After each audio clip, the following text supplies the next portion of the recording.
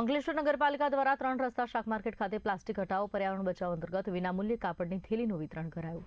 અંકલેશ્વર નગરપાલિકા દ્વારા સ્વચ્છતા હી સેવા અંતર્ગત પ્લાસ્ટિક હટાવો પર્યાવરણ બચાવો અભિયાન હેઠળ ઓએનજીસી દ્વારા આપવામાં આવેલ કાપડની થેલી અને સખી મંડળ દ્વારા વેસ્ટ કાપડમાંથી બનાવેલ થેલીનું શહેરના 3 રસ્તા સર્કલ નજીક આવેલ શાક માર્કેટ ખાતે શાકભાજી ખરીદવા આવતા નાગરિકો અને પ્લાસ્ટિકની બેગના બદલે કાપડની થેલીનો ઉપયોગ કરે તે માટે વિનામૂલ્યે કાપડની થેલીનું વિતરણ કરાયું।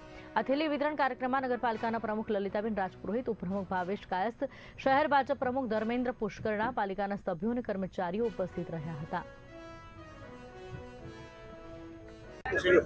સ્વચ્છતા સેવા અંતર્ગત આજ રોજ નગરપાલિકા દ્વારા ઓએનજીસી તરફથી આવેલી 600 બેગનું ને સખી મંડળ દ્વારા વેસ્ટમાંથી બેસ્ટ બનાવેલી 125 જેટલી થેલીઓનું આજે સબ્જી માર્કેટમાં જે સબ્જી લેવા આવે એમને વિતરણ કરવામાં આવી છે।